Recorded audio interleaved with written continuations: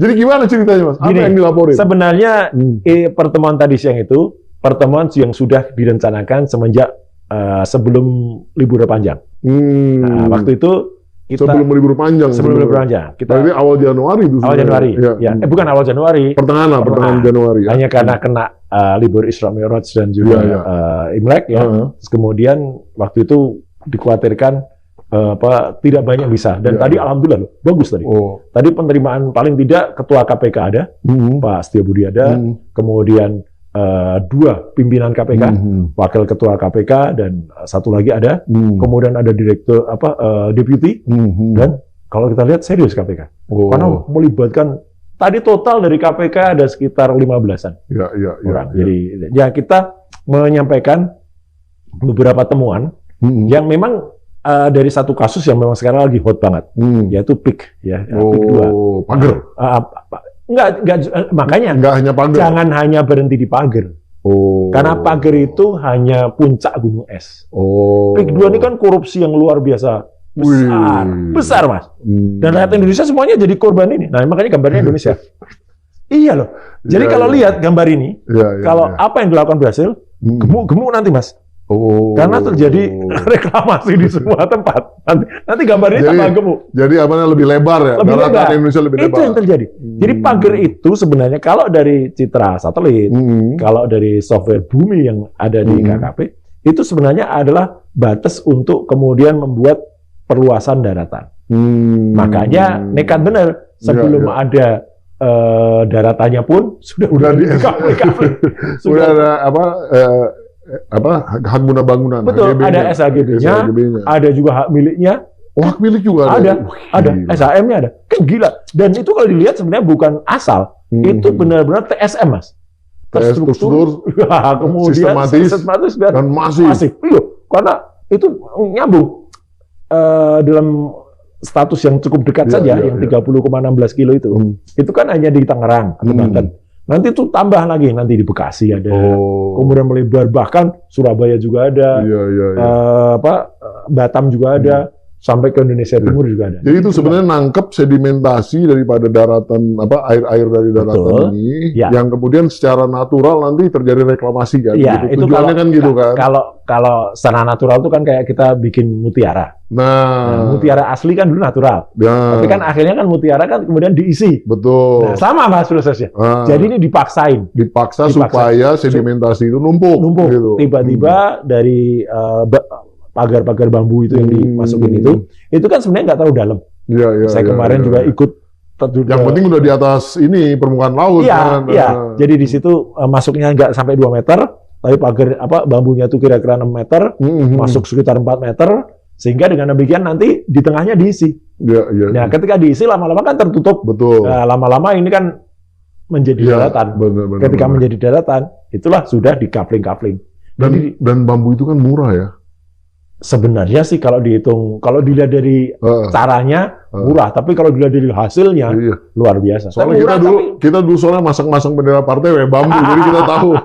Ya, cuman semurah-murahnya bambu, Mas. Tidak mungkin itu swadaya masyarakat. Oh iya, betul. Jadi bohong semua itu.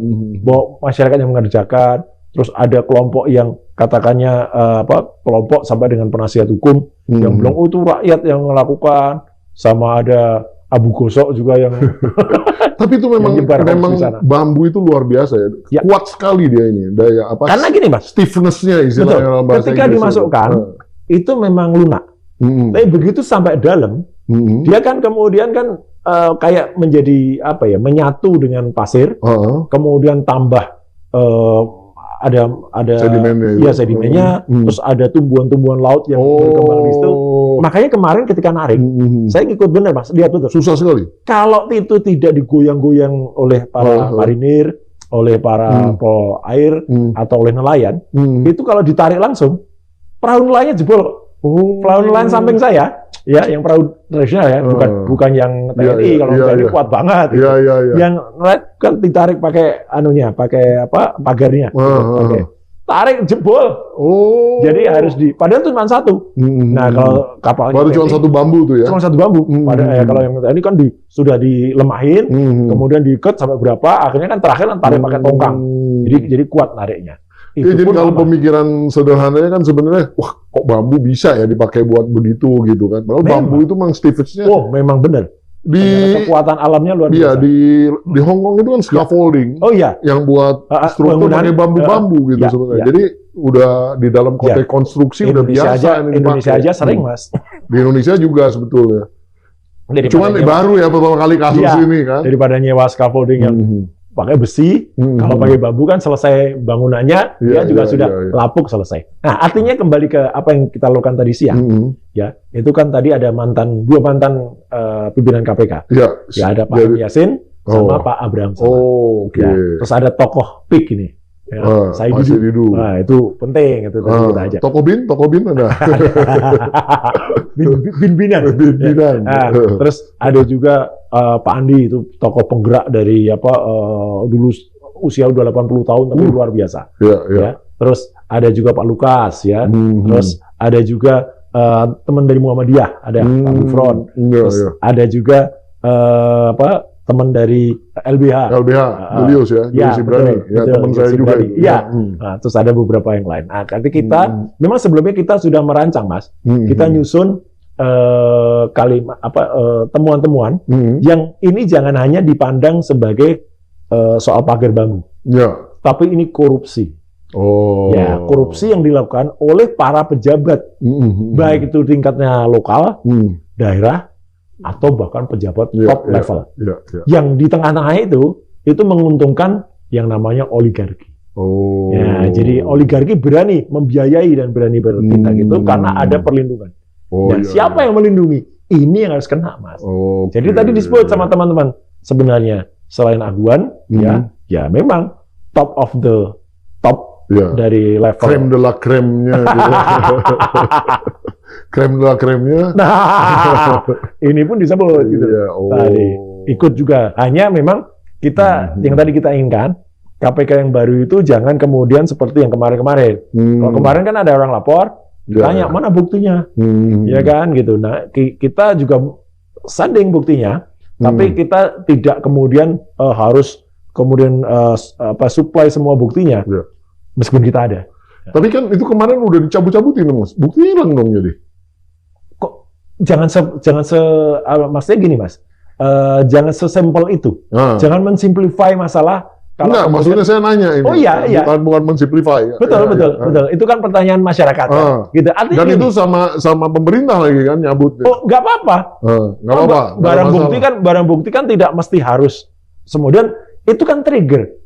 Ini yang menjadi masalah bukan soal kasus korupsi bambunya, bukan. Tapi efek dari itu, Mas.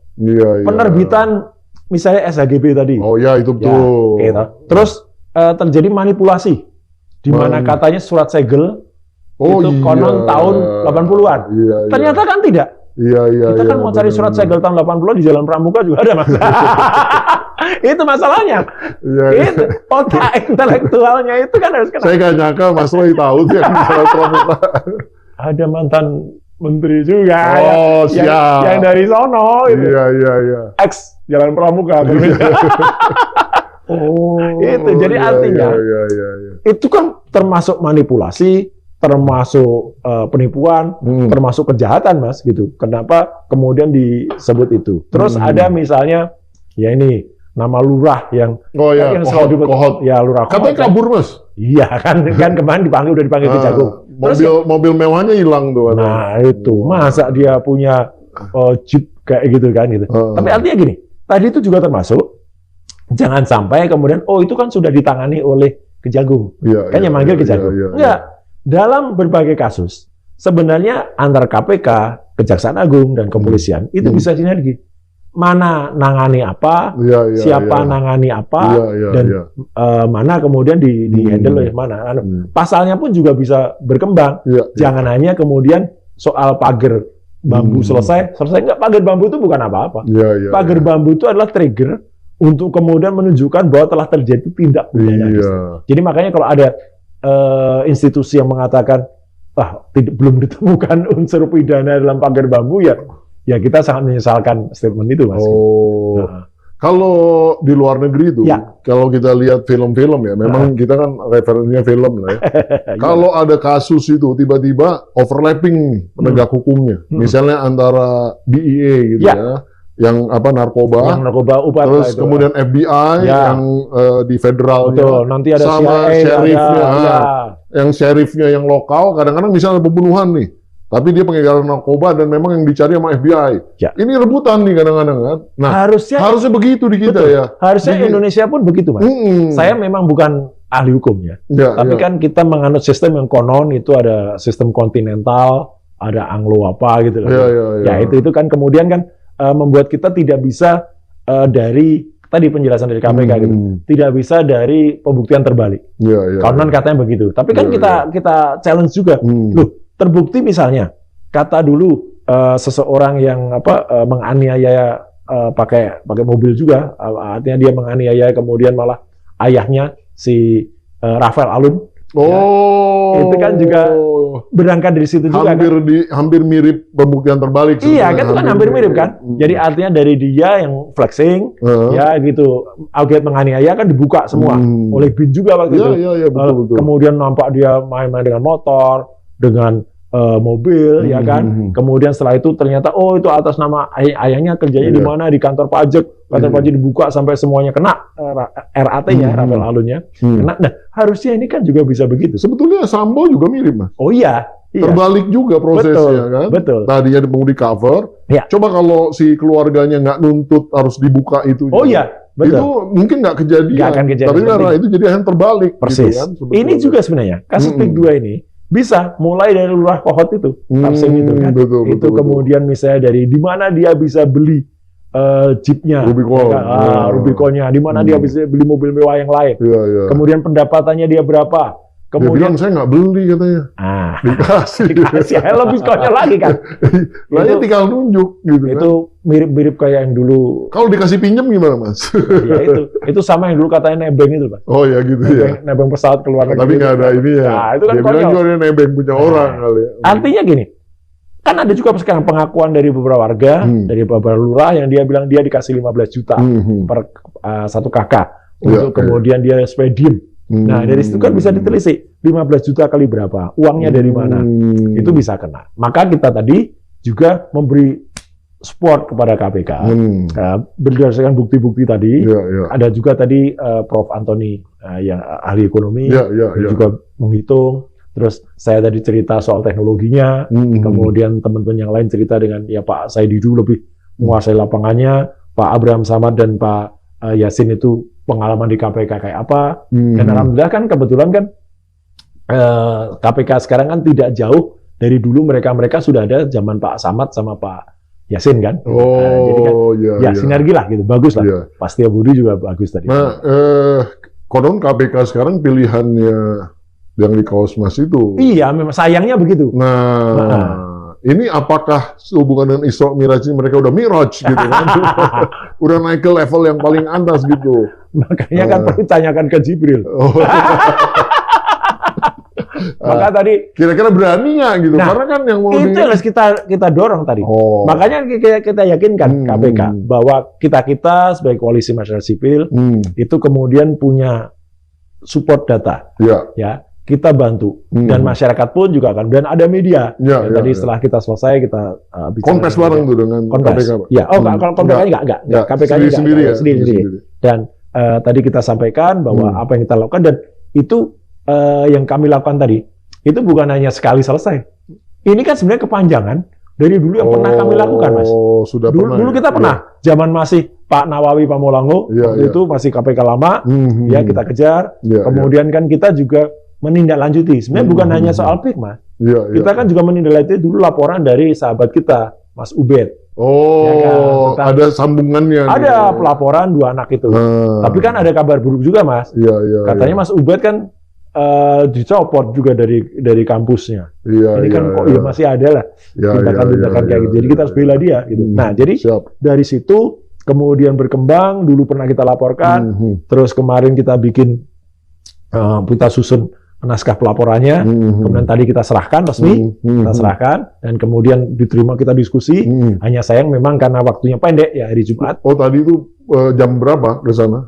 10 sampai jam 11:30. Oh, pas udah mau Jumatan. Iya, dan kemudian kita Jumatan. Padahal Jumatan bareng balik lagi aja Mas lagi ke atas. Kebetulan memang habis Jumatan beliau ada acara. Oh. Dan kita merumuskan lagi. Jadi habis Jumatan tadi kita rapat lagi. Nggak ke Oslo tapi ya acaranya. Nggak ke Oslo ya, nggak. Mudah-mudahan nggak lah ya. Mudah-mudahan nggak. Tapi kan kalau cepet sekarang kan gampang lah. Begitu ada yang tiba-tiba ke Oslo kan ketawa. Tahu. Iya. Tapi canggih juga tuh. Iya. Kayaknya emang sengaja juga dibocorin tuh di Oslo. Enggak sih. Enggak ya. Kalau yang harusnya yang tapi bisa ketahuan juga ya. Ya ketahuan lah. Mau rumah itu kan sekarang kan memang banyak banget orang yang, dan media kan emang juga. Emang ada pintu belakang? Biasanya sukanya lewat pintu depan dia. Oh, gitu. Jadi memang rumah itu kan yang menarik dipantau media kan dari depan. Iya. Asik lah pokoknya. Kita main-main ke Oslo juga. Lo kan pengen tahu kalau lihat pintu depan kayak gimana sih disorot media gitu kan, kayak tiap hari disorot media. Sampai kan mau bikin lucu-lucuan juga kan. Ada ibu-ibu yang katanya datang, yang bukain pintu langsung gitu. Hebat ya. Wah, yang bukain ternyata dia seolah-olah terkejut. Tapi kalau kita perhatiin videonya lucu Mas. Karena ibu-ibu tetap kaget tapi dia udah pakai mic. Yang terima juga udah pakai mic. Iya. Skenario-nya ketahuan banget gitu loh, konyol banget. Mic-nya ketahuan harganya berapa nggak? Ketahuan. Mic-nya yang satu set. Gitu. Jadi kan sama mereknya gitu loh. Oh, mahal lagi ya? Mahal lagi. Nggak mungkin sih ibu-ibu itu beli sendiri kan? Kalaupun pakai mic, kan nggak mungkin terhubung dengan kamera yang dia nge-shoot kan? Oh. Ya. Terus kameranya kan juga sudah ada. Inilah kalau urusannya telematika jangan main-main sama Roy Suryo gitu ya. Kameranya ketahuan aja. Kan pertama kan saya diterima langsung gitu. Ternyata kata lu kok pakai mic.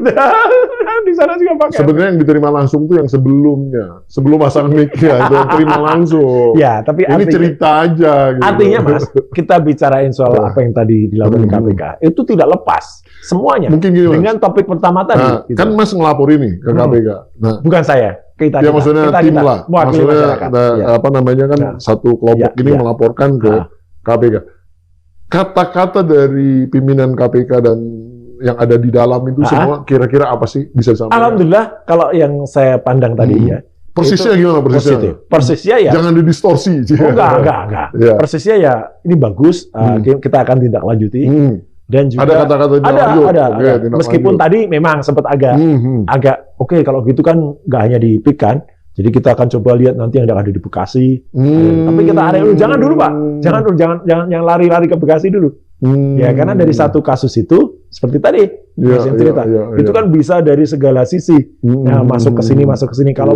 Bahkan kalaupun misalnya penanganan dari kasus pagar ini hanya berhenti di KOT dan kemudian KPK bisa ambil alih. Harusnya begitu. Dan sebenarnya hukum kita meskipun dikatakan agak sulit, tidak bisa langsung begitu, tapi kan KPK selalu punya cara lah untuk melakukan itu banyak. Ya mereka punya alat, punya segala fasilitas mereka ada. Harusnya bisa. Betul. Ya masalah mau nggak mau aja. Persis. Tadi juga dicontohkan sih banyak kasus-kasus yang dulu lah, gitu, ketika mereka menjerat beberapa tokoh partai waktu itu. Wah kita ketawa-ketawa. Oh, ada bahasan gitu ya? Ada. Tokoh gitu partai kan. Mana? Banyak Mas. Warna-warni. Nanti kita bahas di tempat yang lain. Gitu. Terus artinya kan mereka bisa timbul semangat lagi. Dan sempat juga tadi terus terang ini Mas, ini terus terang. Sempat juga kita tanyakan tadi, kan tahun 2016, konon kabarnya Aguan itu kan sudah TSK. Itu beredar kalau di masyarakat. Bener nggak gitu? Nah, KPK janji mau ngecek lagi. Apakah dulu itu sudah kan waktu kalau 2016 kan belum ada SP3. Iya. Jadi kalau belum ada SP3 berarti harus terus kan? Apakah belum TSK? Karena sudah beredar di masyarakat. Kalau sudah beredar, kenapa tidak kemudian dilanjuti? Kasus apa itu ya Mas? Sama juga. Waktu itu masih PIK 1. Oh yang ini, yang suap ke ini ya? Saya nggak tahu apa kasusnya. DPRD, bukan? Ya, saya lupa juga. Saya nggak tahu. Ya, tapi nanti kita cek sama-sama. Sempat itu disampaikan oleh teman-teman dari LBH, ya. Itu yang kemudian muncul benar apa enggak gitu. Dan tadi juga teman-teman dari Muhammadiyah juga sampaikan apa yang dilakukan dengan Bareskrim. Ya, karena kan sudah ada laporan mereka ke Bariskim ditindaklanjuti supaya apa tidak overlap banget dengan KPK, dan KPK juga bisa menindaklanjuti lebih cepat. Gitu. Dan ini bukan artinya saya tadi cerita ini bukan yang terakhir karena kita akan reguler melakukan itu. Jadi kita kejar terus. Kita kejar terus perkembangannya. Tadi ada disinggung sebelum kita masuk ke topik ini, untuk masih topik yang pertama. Pak Hadi Cahyanto. Dari Ngeri Sedap. Kasusnya ini kan? Kasusnya ini. Nyinggungnya di mana, Mas? Nyinggungnya di penerbitan sertifikat. Oh. Ya, kan, pada gitu. Saat beliau di situ. Ya kan sudah. Bukan zaman Pak Sofyan Jalil jadi. Nah, itu kan sebenarnya kan sekarang harus jelaskan. Kan banyak nama yang disebut. Terus terang. Apakah Pak Sofyan Jalil, apakah Pak Hadi Cahyanto, atau zaman Mas Ahaye. Ya, gitu. Meskipun Mas Ahaye itu katanya, nah ini cocok ini kalimat ini. Ini mentang-mentang ini bela-belain Mas Ahaye. Oh enggak. Saya nggak bela, enggak. Saya jahil aja. Oh enggak, sama sekali enggak. Karena kan kebetulan. Tapi tetap harus dicek semua. Oh, tetap harus dicek. Tetap harus dicek. Dan saya kira kan penerbitan sertifikat hak guna bangunan yang ada, kan tidak mungkin kalau sama sekali dia fufafa, Mas. Saya cuma baca. Pura-pura tidak tahu apa-apa, Mas. Jadi gini, Mas, saya hanya membaca tentang adanya SHGB dan SHM mungkin Tapi kan kita nggak pernah ngelihat korelasinya itu kan kalau namanya SHM, SHGB itu ada ininya ukurannya kan, ada surat ukurnya. Nah itu yang diukur apa ya? Nah itu kan ada batas airnya. Masa airnya dimundurin gitu gimana tuh? Enggak, memang itu benar-benar konyol. Nah, gimana tuh? Karena itu yang diukur hanya berdasarkan peta dari udara yang ada. Jadi itu kemudian ada garis-garis ya. Garis airnya masih ada? Ya nggak ada, garis airnya nggak ada dong. Oh, jadi benar-benar seolah-olah itu udah jadi daratan. Iya, kayak dulu kayak kita menggunakan peta GPS. Iya. Waktu kita di Komisi 1 dulu kan sempat kita bantuin teman-teman di Komisi 7 ketika melakukan advokasi terhadap nelayan. Itu kan alas yang digunakan, alas hak yang digunakan, itu kan yang nelayan kita berpegang pada pantun tradisional, zaman kakek saya dulu batasnya ini. Sementara yang Malaysia waktu itu kan berdasarkan GPS. Nah, kalau berdasarkan GPS kan garis nyatanya nggak ada, Mas. Yang ada adalah garis maya.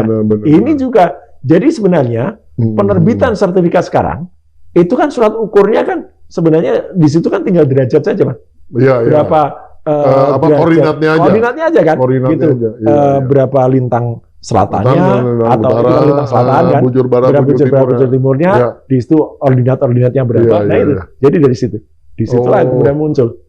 Nah, itu sendiri, mohon maaf nih, saya juga kan nggak ke lapangan, jadi saya mohon maaf saya nanya gini. Itu sebenarnya kalau kena air, yang ada ditulisin sertifikat itu kan air ada pasang, ada surut. Apakah pas surut dia memang jadi daratan? Enggak, Mas. Itu masih jadi tetap air. Pas surut pun kena air. Itu kan tadinya air. Jadi kalaupun ada yang mengatakan, ada satu lawyer yang mengatakan itu dulunya daratan, ayo buktikan. Gitu. Karena apa? Karena benar-benar dilihat dengan peta udara di tahun berapapun ya, tahun 70-an waktu itu kan bisa di tracking ke belakang. Ya kan? Ada kita kan? Ada. Walaupun belum ada Google Earth. Enggak apa, luar negeri pun ada kan? Kan ada peta-peta kayak gitu. Baik dari Inmarsat atau dari apa, itu kan bisa ketahuan. Di situ akan nampak dulunya garis pantainya di mana.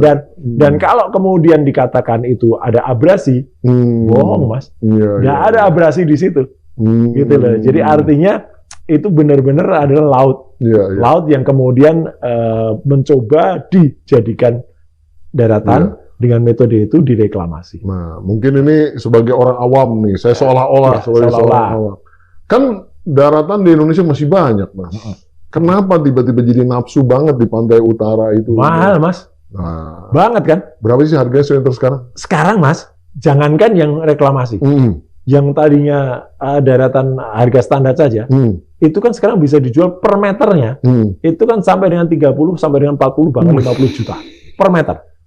Padahal dapatnya... Pejaten udah kalah tuh ya.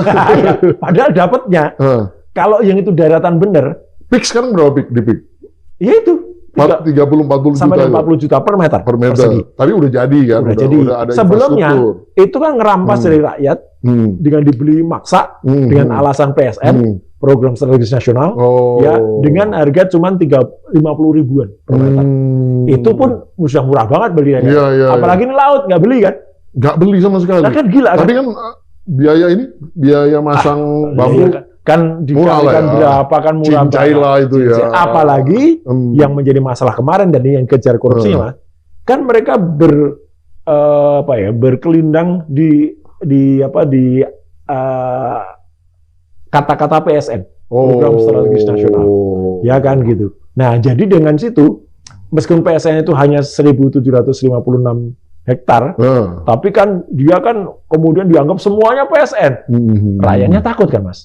Terus yang lain yang tadi kita adukan adalah apa? Ada jalan negara, ya, ada fasilitas-fasilitas umum yang dulu dibuat oleh negara untuk rakyat. Kan akhirnya sekarang rusak, bahkan dikecilkan. Kita kalau mau menuju ke desa Kohot, Mas, itu kan kalau kita mau lewat jalan toko angkatan udara, lupa saya namanya siapa, itu kan jalan udah rusak banget, gara-gara dipakai truk, habis jalan, jadi lama banget. Ada jalan pintas dari PIK, tapi itu ditutup hanya untuk orang-orang tertentu. Nah, nanti jalan kalau udah rusak, rakyat gak lewat lagi, harus lewat sana, nggak tahu mau kemana. Jalannya diakuisisi juga, diambil juga. Padahal ini kan benar-benar fasilitas statusnya punya negara. Ada jalan, ada sungai, ada dulu fasilitas umum yang kemudian hilang. Itu korup, Mas. Dan siapa yang menjual itu? Nah, artinya aparat daerah, aparat desa, mulai dari aparat desa, kemudian berkembang sampai tadi kita sebut juga nama abdesi yang. Nah, kenapa ada itu, Mas? Itu kan ada hubungannya juga sebenarnya semua. Jadi kenapa kemudian tokoh yang kita sebut tadi, Aguan tadi, ya. Kenapa dia beringinan di situ? Karena ini sebenarnya ada garis merahnya. Apa tuh garis merah? Antara dia dijanjikan di situ, dengan dia menjanjikan Aguan itu untuk pembangun IKN, Mas. Ya, ini yang harus maksud saya, maksud kami, kita. Barter. Ya, KPK harus mengejar ini. Jangan menunggu masyarakat ngelaporin buktinya. Gitu. Jadi artinya, kenapa dia minat di situ, Mas? Ya dia jelas dapat tanah yang lebih mahal. Dia nggak rugi dia bangun di IKN. Karena kan dia bisa dapat Jakarta. Pasti kan. Dan aku yakin, Mas, Jakarta akan memang jauh lebih berkembang ya dibandingkan IKN yang belum tentu dibangun. Total luas yang dipagerin itu kira-kira berapa, Mas? Waduh, kalau di total ada ratusan ribu hektar. Ratusan ribu? Iya. Jadi yang bakal jadi daratan. Yang bakal jadi daratan nanti enggak total dari PIK 2. Oh, bukan yang sekarang ini aja. Itu saya belum hitung. Belum hitung. Terus ada kira-kira 20 hektar, 20 ribu hektar. 20 ribu hektar ada dong. Ada dong. Kan ini kan meluas dan mulai dari Tangerang, Jakarta, Bekasi, terus berkembang ke sana. Kan kilometer ya, panjangnya kilometer, sementara kan lebar aja di Tangerang aja 30,16 kilo. Itu lebarnya berapa kira-kira? Nah, lebarnya kita menuju ke sana kan sampai berapa? 100 meter, 200 meter, lebih, 1 kilo, 2 kilo? Lebih, ya sekitar itu, lebih. Kita naik perahu waktu itu, ya. Terasa kan naik perahu nelayan. Itu agak lama kok sampai ke pagar itu. Iya. Siapa? Artinya ini kalau misalnya jadi daratan, nilainya berapa? Nah, itu 3 dikalikan. Harusnya udah muncul itu. Harus sudah muncul. Enggak, nilainya kira-kira kayak Budi Online tadi. Nah, itu maksud saya. Ini di atas 900 triliun. Kalau di atas 900 triliun jadi rekor nih. Iya. Kalau total dengan seluruh Indonesia pasti, Mas. Iya. Kan ini nggak hanya sekali lagi, Mas. Iya. Ini tapi kan hanya misalnya di Jakarta. Gini, kalau tadi 30 juta lah rata-rata harga semeter, dikali 100.000 hektar tadi misalnya. Kan kali 10.000 lagi kan, karena meter kan. Betul. Nah, itu berapa tuh nolnya banyak banget. Nolnya banyak. Pokoknya nolnya banyak lah. Bisa ratusan triliun juga. Betul. Itulah makanya bisa dikatakan kerugiannya kerugian masyarakat dan kerugian negara. Kenapa kerugian negara? Lagi-lagi karena fasilitas umum yang sudah dibangun negara dirusak. Ya kan, jalan-jalan yang awalnya ada, ada jalan Swadharma, ada apa di situ, kemudian rusak gara-gara truk-truk yang masuk itu. Kemudian setelah itu rakyat nggak bisa lagi pakai. Rakyat yang masih berusaha mempertahankan, kasihan banget, Mas. Rakyat berusaha mempertahankan kan lama-lama kan dipaksa harus menjual murah. Karena saluran airnya dimatikan, kemudian listriknya juga alasannya tiangnya ketabrak apa sehingga listriknya mati. Ditabrak apa ketabrak? Makanya saya kan bilangnya ketabrak. Dan untuk menghidupkan kembali kan nggak cepet kayak kita, Mas. Kita komplain cepet. Di sana mungkin bisa lapor sekarang belum. PLN-nya takut-takutin juga. Makanya jadi TSM banget. Sedih sekali ya. Serius banget. Dan kemudian orang yang lapor. Kalau diajuan ke MK langsung putus ini kecurangan. Oh iya. TSM ini TSM.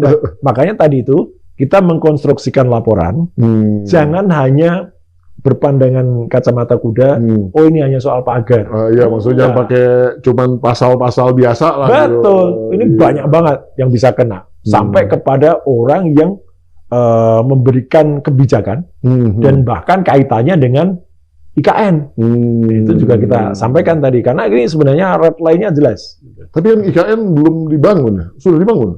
Belum, baru janji juga. Nah, iya. Itu korelasi itunya? Adalah pasti yang, Mas, yang namanya KPK itu kan dulu belum terbukti permufakatan jahat aja udah bisa. Udah bisa. Terbukti menerima janji. Itu pun sudah bisa kena. Bener. Jangan sampai nunggu ada bukti. Dan kemudian kan tadi juga dikejar lah, kemudian siapa saja yang kemudian ada di PIK 2 itu, termasuk yang konon mau membangun stadion terbesar di ASEAN. Formula One katanya saya dengar mau. Formula One ya. Tapi kan stadion ini kan juga mau dibangun. Sama kemarin yang dikawal, katanya mobil kosong dikawal itu ya. Banyak bisa melebar kemana-mana gitu loh. Tapi gini Mas, ini kan justru driven-nya ini kembali lagi no viral no justice. Artinya tetap seolah-olah masyarakat ini yang selalu menyuarakan. Ini Mas, maka saya walaupun responnya pemerintah menurut saya cukup positif ya. Oh iya, bagus. Tapi ini kan model penegakan hukum yang kurang bagus. Ideal. Makanya kan saya tuh berterima kasih banget, Mas. Kayak Mas dengan channel PhD 4K ini kan salah satu bagaimana kita berusaha juga kemudian encourage ya, gitu. Kemudian juga memberikan knowledge kepada masyarakat supaya dari kasus tadi kita encourage pengetahuan masyarakat itu knowledge-nya kita bentuk lagi supaya mereka mengerti betul bahwa apa yang diperjuangkan itu tidak sebatas hanya soal pagar, soal tanahnya saya didu. Bukan, ini adalah suatu modus pola besar yang sedang berusaha dan kalau itu dilakukan tanpa kemudian di stop habis Mas Indonesia, habis kita dengan pola kayak gini. Bisa nggak disimpulin bahwa Pak Prabowo juga nggak omon-omon ternyata? Insya Allah. Artinya ada keseriusan juga menangani masalah-masalah. Ya, cuman kita harus lihatnya terus terang wait and see juga Mas. Wait and see ya. Apakah ujungnya di mana ya? Betul. Ini baru dalam awal soalnya. 100 hari kemarin itu, kalau misalnya itu terus berkembang, tidak hanya soal membongkar pagar itu, efisiensi harus beliau lakukan juga. Ya, efisiensi apa itu Mas? Kan beliau bilang, kan mau mengefisiensikan semua unsur, ya kan, untuk programnya. Oke lah. Dia kan maksudnya anggaran nih? Anggaran. Anggaran. Mau memotong-motong yang lain. Buktikan. Jangan hanya omong-omong juga gitu kan. Karena kan yang kita lihat sekarang, meskipun beliau berkata efisien dalam segala bidang, kemudian kemarin juga pidatonya juga meledak-ledak, ya. Tapi kalau itu tidak diwujudkan dalam pelaksana para pembantu-bantunya, apakah menterinya bekerja sesuai dengan visinya beliau atau tidak, para staf, ada utusan khusus yang nggak penting itu, utusan penting untuk cut aja kan.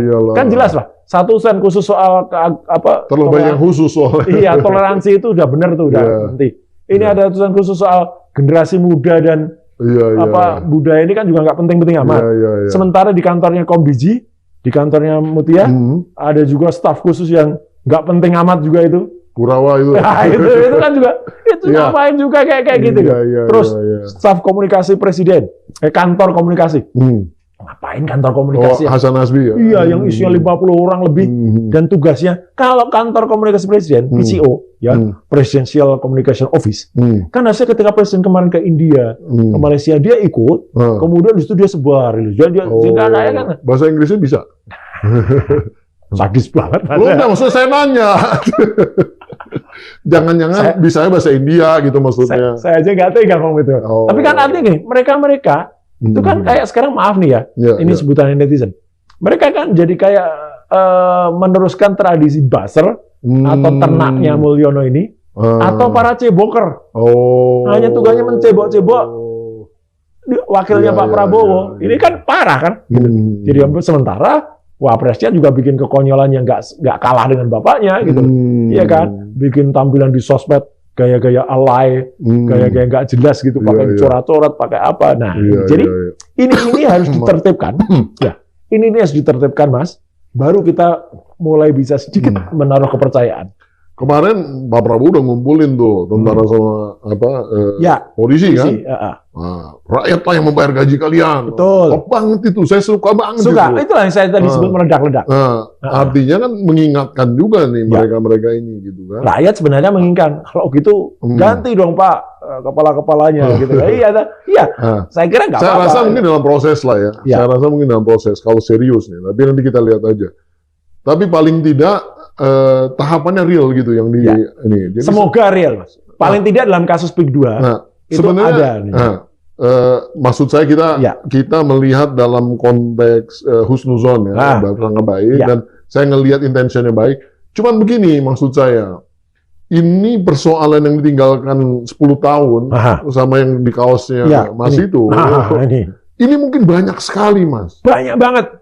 Banyak sekali. Artinya banyak, kalau istilah sekarang banyak bingit. Saya takutnya itu justru malah mohon maaf nih ya. Karena saking banyaknya tuh jadi nggak tertangani gitu. Itu yang diharapkan oleh apa yang ada di kaos saya ini, Mas. Jadi karena saking banyaknya, kemudian Pak Prabowo, waduh ini terlalu banyak pikiran. Mana ekonomi harus di ini. Ya, sementara dia punya persoalan, dia punya wakil yang nggak bisa apa-apa. Iya kan? Pura-pura tidak tahu apa-apa. Nah, itu dia nggak bisa bekerja apapun, malah cuma bikin sosmed yang nggak jelas. Sementara dengan didukung oleh tim komunikasi yang malah nggak jadi komunikasi presiden, komunikasi wapres, malah bagi-bagi sembako nama dia. Ini kan parah. Kasihan kita terhadap Pak Prabowo. Tapi artinya gini, kita juga sebagai rakyat ya, kita wajib juga kemudian melindungi atau menyayangi presiden kita supaya dia bisa bekerja. Betul. Memang banyak banget gitu. Makanya kan kita coba membantu. Apa yang tadi dilakukan oleh civil society kepada KPK itu salah satu contoh bahwa kita coba bahu-membahu. Kita coba bantu ini. Makanya Pak Prabowo juga kita harapkan juga bukan hanya soal PIK 2 kan.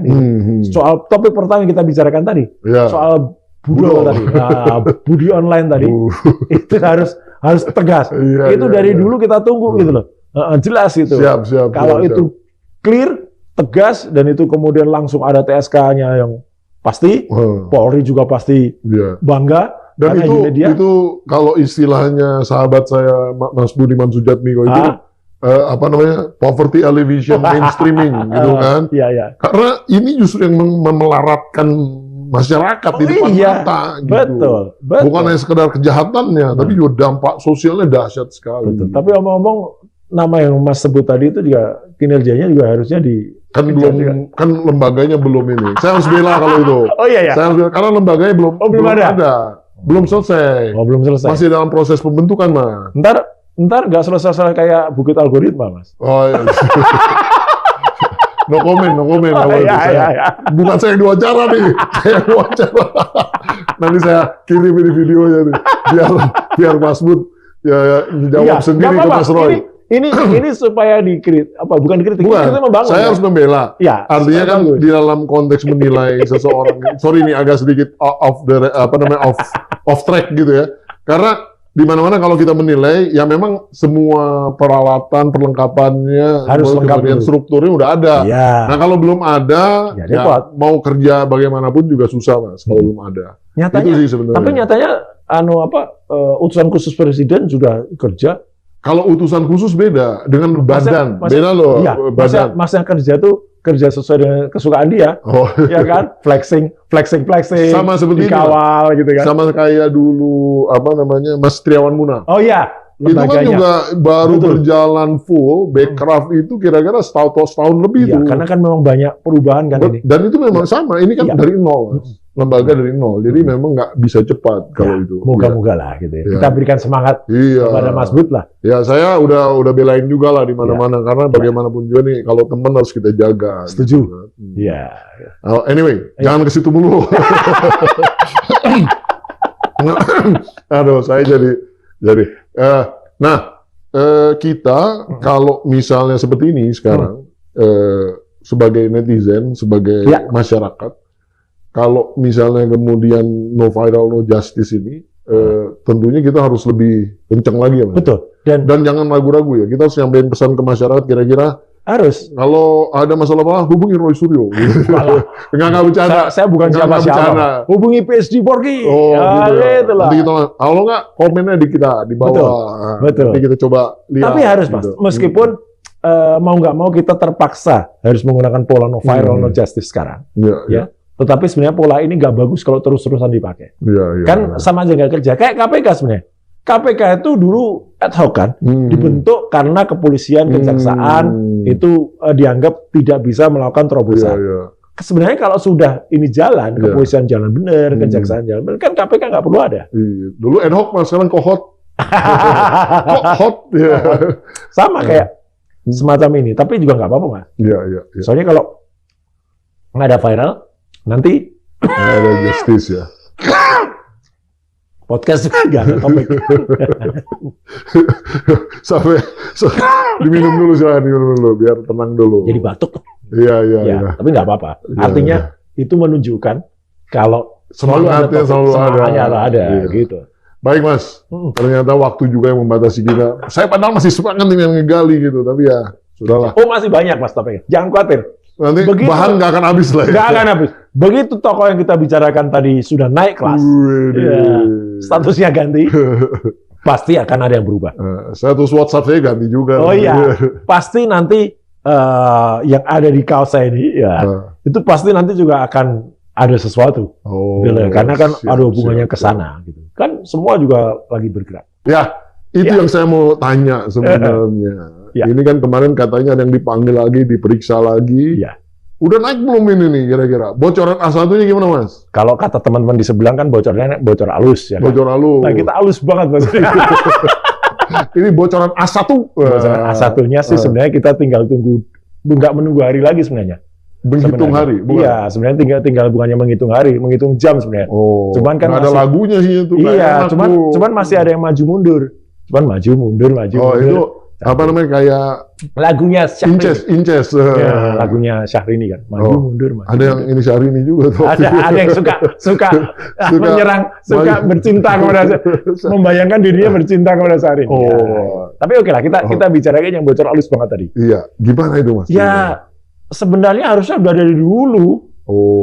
Sudah dari dulu, semenjak yang 11 mantan karyawannya itu kena.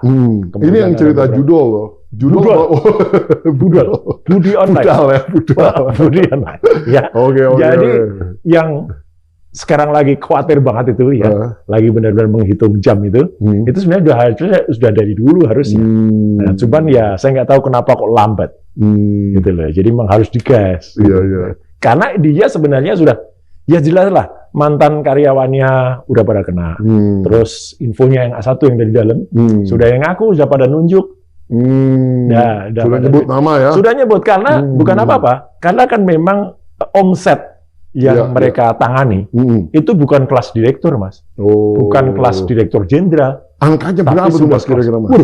Loh, kalau satu situs saja, sampai 24 juta. Bayar ke restorannya, restoran tuh ya, 24 kalau juta. itu 1.000 per bulan, 24 miliar. Iya. Kali berapa? Kali semenjak sebulan tuh kan? Itu sebulan. Kali ketika sistem itu artinya gini, saya ada 10 bulan, ada 12 bulan?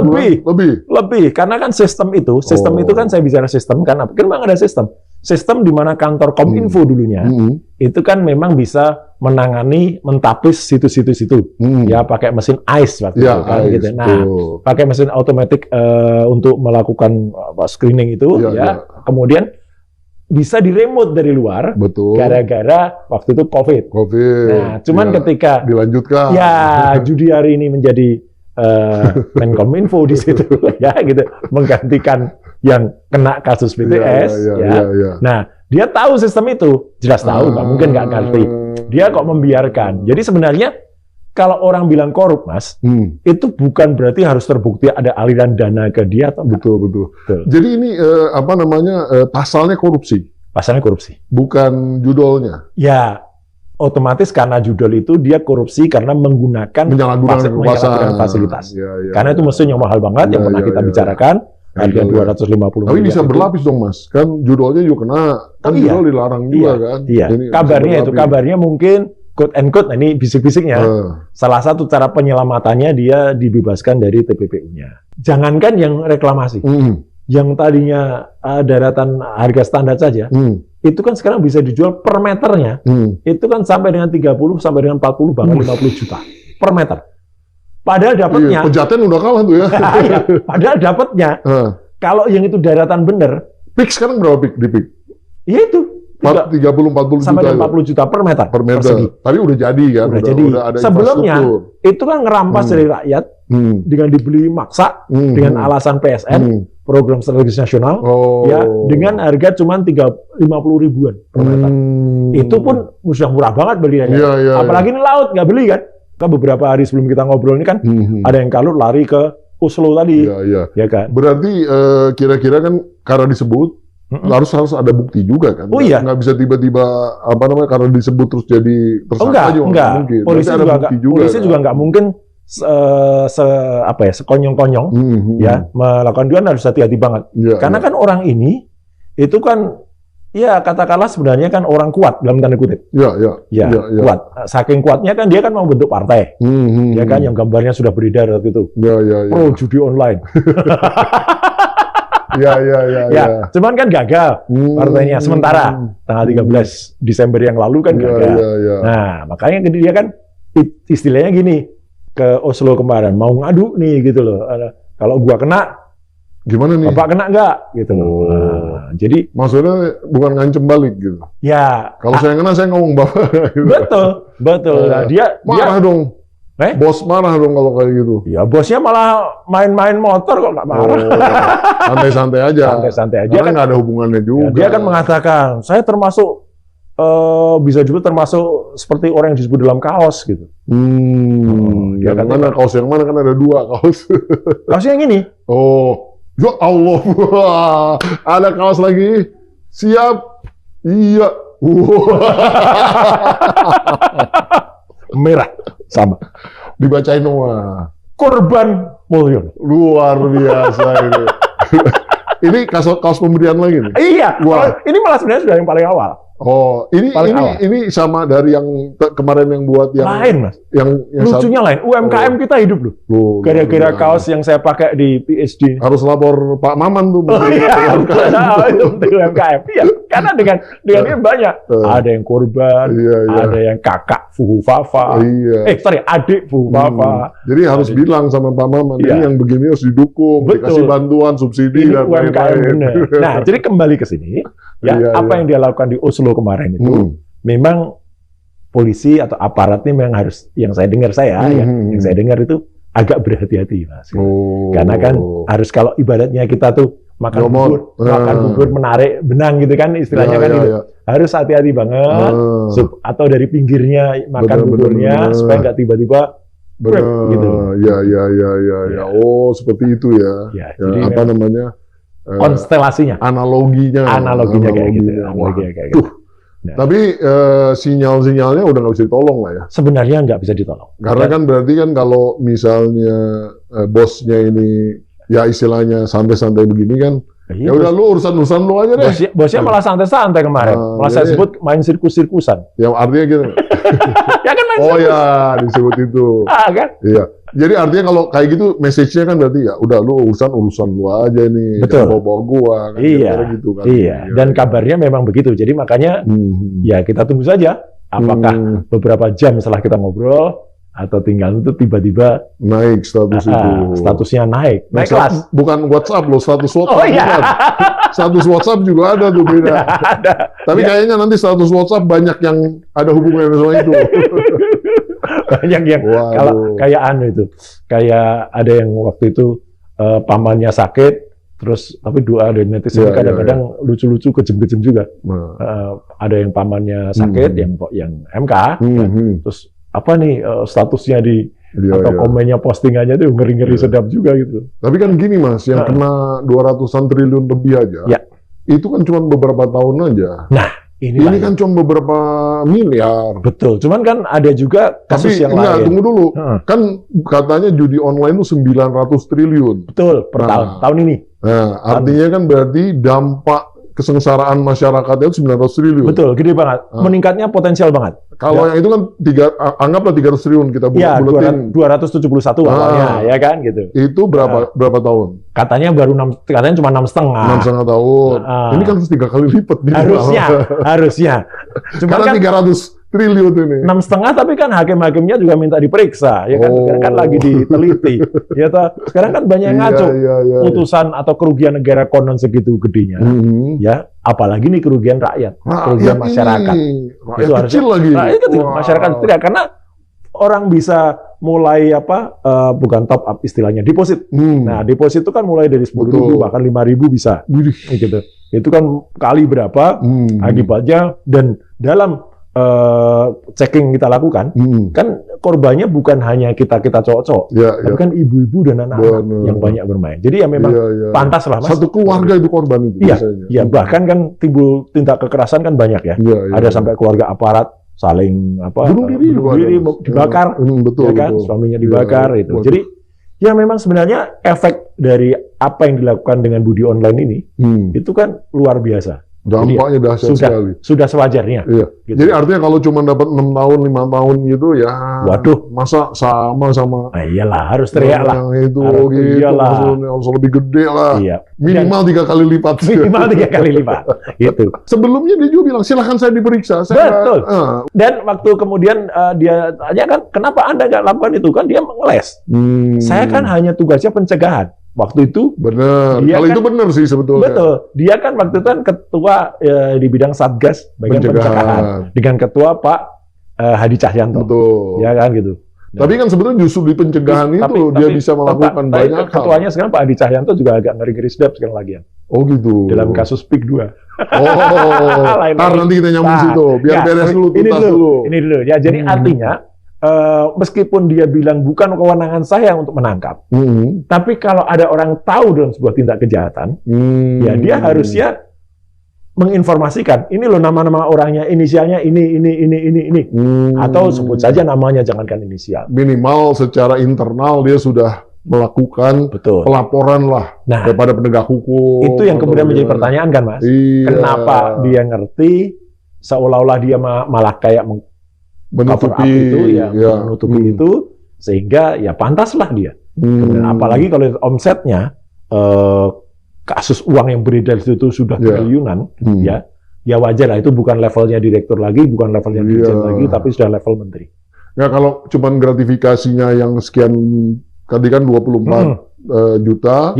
Dikali berapa? 1.000 kan 24 miliar sebulan. Betul. Kali misalnya setahun kali 12 itu berapa? Betul. Itu terlalu sedikit, Mas, gitu. Ya kan? Kalau dan gratifikasi biasanya setahun 2 tahun selesai keluar gitu. Jangan cuma ngitung itunya, dan itu kan juga hitung-hitungan yang sementara ini berdasarkan pengakuan dia yang sudah ada di media massa kan. Iya. Polisi jangan hanya ngejar di situ. Kan harusnya nyari bukti-bukti lebih lagi. Kan juga gitu, Mas. Jauh sebelum terungkap angka 24 juta.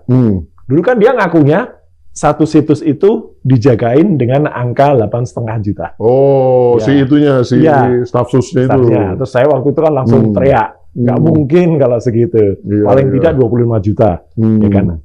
Alhamdulillah terbukti kan. Beda 300.000 ya. Ya jauh lah. 24 juta dengan 8,5 juta kok. Oh enggak, tebakan Mas kan 25. Iya. Bukan 300.000, 1 juta. 1 juta. Tebakan saya 25. Iya. Kan angkanya kan akhirnya diakuinya 24 juta. Ya udah lah. Ya minus sedikit lah, 1 juta lah, aman lah. Ada pajak kemana lah gitu. Ada setoran ke tempat lain. Waduh. Kacau. Mengerikan ini. Ya, jadi kita tunggu, Mas, gitu. Iya. Jadi entah apa yang netizen nanti mau melakukan apa gitu. Kalau dalam beberapa hari ternyata tidak dijadikan tersangka itu kan aneh bin ajaib. Waduh, kita harus lihat bahwa itu berarti penegakan hukum. Nggak serius ya? Ya nggak serius. Yang pernah kita bilang katanya ke Antartika itu. Mau dikejar ke Antartika, kita itu kan. Ke Oslo aja nggak dikejar. Omon-omon kan berarti. Iya. Gitu. Jangan. Tapi saya masih mencoba percaya ya.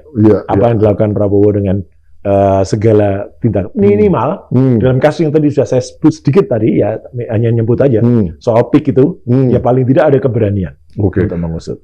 Kalau berarti kan ini tersangkanya statusnya di polisi dong? Polisi. Nah, karena harus P21 dulu kan nanti kejaksaan juga kan? Karena polisi dan unit baru.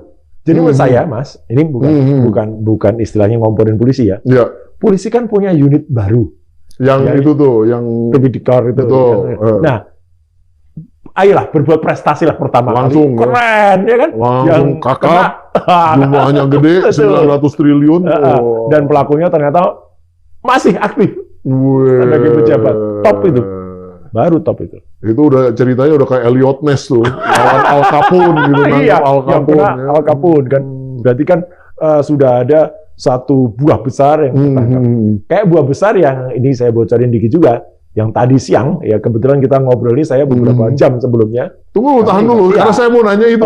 Jangan dulu ke situ. Ya. Jadi kita kembali ke yang tadi. Yang tadi. Nah, kalau kemudian P21 ini, mohon maaf nih, kira-kira jaksa prosesnya aman nggak? Atau dimentahkan lagi sama kejaksaan? Ya. Kan kalau udah P21 kan polisi kan nggak punya, ya polisi bisa memproses. Iya, betul. Tapi kan yang memproses peradilan. Kan kadang-kadang kan maju mundur. Nah, P19, kapan lagi maju berkas nggak lengkap, maju mundur nggak cantik lagi kan. Jangan-jangan di kejaksaan dimentahin lagi. Itulah yang kita katakan. Makanya kita harus terus gelurakan, ya, harus terus teriakkan kayak gini, ya supaya netizen juga ngawal, Mas. Iya. Gitu kan. Ini semua kan tidak bisa muncul juga karena nggak ada data-data kuat juga dari netizen. Iya. Artinya kan satuan baru ini sehebat apapun, sekuat apapun, secanggih apapun mereka sudah dapetin bukti-buktinya, kalau masih ada proses berikutnya ini. Cuman kan kabarnya lain, Mas. Kabarnya gimana itu? Kabar lainnya gini. Ini kan sebenarnya ada yang mau kejar-kejaran. Apakah statusnya naik duluan? Atau ada info kan TB1 juga kabarnya mau diganti. Ya, mau duluan mana? Gitu karena meskipun yang satu ini sudah jelas-jelas banget naik statusnya. Tapi kalau kemudian masih yang lama, ada kemungkinan tadi yang gak enak hati. Kemudian maju mundur. Cuman kan pergantian TB1 nggak segera cepet kan? Ada proses DPR, ada proses lihat waktunya juga kan, gitu. Apalagi kan dengan loncatan dari karir yang sebelum-sebelumnya kan, semenjak TB1 yang sebelumnya yang sekarang menjadi Mendagri, itu kan pernah meloncat sekian angkatan, ya kan. Kemudian berikutnya agak menyesuaikan lagi, tapi kan masih jauh loncatannya. Kan pertimbangannya kan harus bisa. Gitu. Kalau misalnya itu mundur, menunggu yang tadi itu, proses lagi di kejaksaan, bisa lama juga. Makanya harus dikejar terus, Mas. Harus dikasih. Karena dia bisa survive 6 bulan ini, masa pantauan. Masih bisa menjabat terus. Harusnya gitu. Tidak. Harusnya tidak. Ya? Harusnya tidak. Karena menunjukkan dengan sudah jauh-jauh ke Oslo kemarin itu sebenarnya sudah menunjukkan panik. Desperation ya. Iya, panik tingkat tinggi. Ya kan, istilah teman-teman. Bahasa Jawanya tuh desperation. Sudah panik tingkat dewa. Itu kalau bahasanya netizen tuh udah gitu. Desperado. Iya. Itu, waduh. Kita lihat aja. Kira-kira kalaupun misalnya kejadian minggu depan ya. Kabarnya sih begitu. Bocor halus banget ya gitu. Kalau misalnya kejadian minggu depan, Mas Roy Susu kita tambahin lagi nih, pakai paranormal ya. Enggak lah. Jangan lah. Normal aja. Soalnya ada yang bilang paranormal. Ya itu beda lagi. Itu para ibu-ibu, para bapak-bapak, paranormal. Kalau paranormal betul loh. Dia bisa. Bisa kan? Bisa. Kumpulin. Karena benar kata-katanya. Iya, kan? Kalau paranormal kumpulin, banyak orangnya jadi paranormal. Mungkin dia ngucap gitu tuh gara-gara lihat keluarganya. Kenapa itu? Ya karena keluarganya sangat dekat dengan paranormal itu. Jangan-jangan dia paranoid juga. Wah, ini bahaya nih kita jadi bahas. Dan harus sering mempersiapkan parasut. Supaya terjun bebas. Ini sih parah sekali. Iya, jadi artinya memang kalaupun terjadi bukan paranormal. Memang hitung-hitungannya kalau dalam hitungan saya sebenarnya sudah jauh sebelumnya, Mas. Dan ini sebenarnya sudah bin Badan Intelijen Netizen ya. Benar. Sebenarnya sudah lama. Karena apa? Karena kan dari perkembangan kasus itu kan tampaknya kan kayak jalan di tempat. Nah, dari cepet kan dulu tiba-tiba bisa kena 11, 12, 13, 14 sampai 16 sampai 18. TSK-nya kan kemudian, loh kok tiba-tiba berhenti? Kalau tiba-tiba nggak berkembang, harusnya itu kan segera terus berkembang. Khawatirnya hanya akan diproses hanya sampai ke level staf khususnya itu. Padahal kan harusnya terus bisa berkembang, bisa manggil dirjen yang lama, bisa manggil menteri yang lama, harusnya. Oke.